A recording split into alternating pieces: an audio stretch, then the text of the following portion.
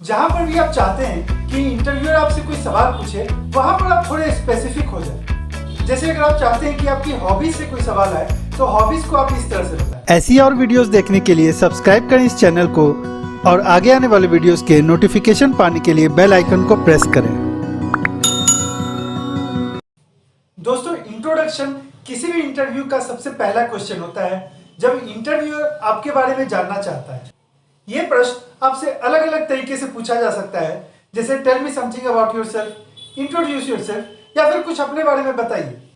जब हम सब जानते हैं कि यह सवाल हमसे लगभग पूछा ही जाना है, तो इस प्रश्न को बिना प्रिपेयर किए जाना एक बहुत भारी भूल होगी। Hello friends, I am Nishant Verma और आज मैं आपको यह बताने वाला हूं कि इंटरव्यू में आप अपना इंट्रोडक्शन कैसे दें। यह प्रश्न आपके लिए एक अपॉर्चुनिटी भी है इंटरव्यू को अपने हिसाब से मोड़ने के लिए। फ्रेंड्स, आप अपने इंट्रोडक्शन में कुछ ऐसे एलिमेंट भी जरूर डालें जिससे इंटरव्यूअर आपसे अगला क्वेश्चन उसी पॉइंट से पूछने के लिए मजबूर हो जाए, और वैसे प्रश्नों की भी तैयारी आप अच्छे से कर लें। दोस्तों, इंट्रोडक्शन की शुरुआत हम अपना नाम बताकर करते हैं, और हम ये भी जानते हैं कि इंटरव्यूअर ने अभी अभी मेरे नाम से ही मुझे संबोधित किया है, और बिना नाम बताए अपना इंट्रोडक्शन देना भी सही नहीं लगेगा। तो ऐसे में आप अपने इंट्रोडक्शन की शुरुआत ऐसे नहीं करें, my name is Nishant Verma, बल्कि ऐसे शुरुआत करें, as you know my name is Nishant Verma. उसके बाद आप जहां रहते हैं उसे मेंशन करें, जैसे आई लिव इन दिल्ली या फिर I belong to Delhi.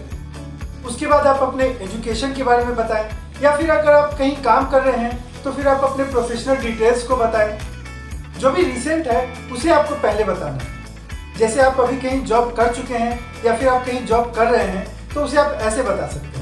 As far as my professional details are concerned, I have 2 years of work experience in banking sector and at present I am working in XYZ company as a। फिर आप अपना post mention कर दें, जैसे officer या फिर deputy manager etcetera. फिर उसके बाद आप अपने एजुकेशन के बारे में बताएं।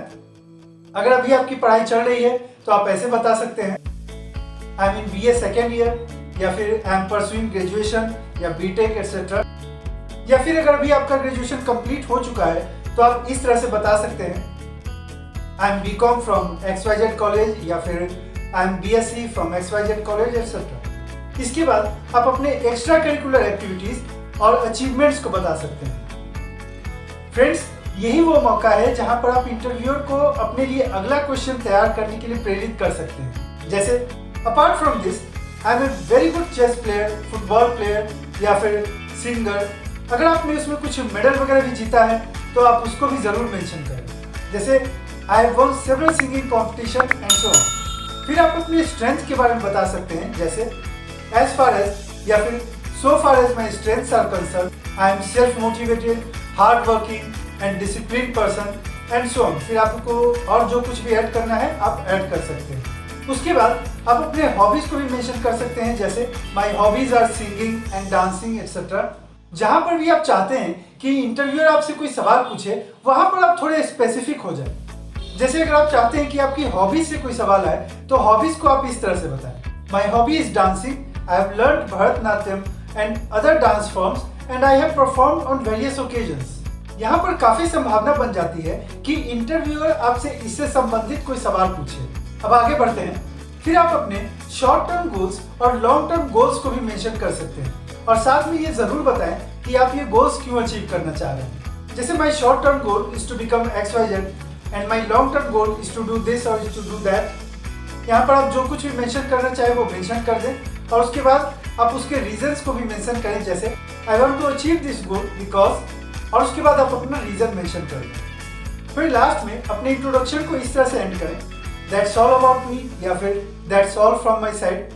दोस्तों, आपका इंट्रोडक्शन ऑन एन एवरेज लगभग 1 मिनट यानी कि 60 सेकंड के आसपास का होना चाहिए, जब तक कि आपको अलग से इंटरव्यूअर के द्वारा कोई स्पेसिफिक टाइम फ्रेम न दिया जाए।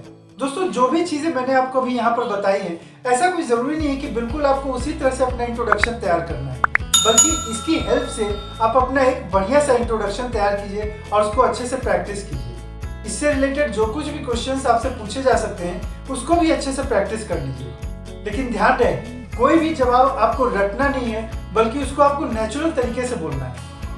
फ्रेंड्स, आपको मेरी बहुत बहुत शुभकामनाएं आपके अगले इंटरव्यू के लिए। दोस्तों, इस वीडियो में इतना ही। अगर आपको वीडियो अच्छी लगी हो तो इसे लाइक करें, शेयर करें।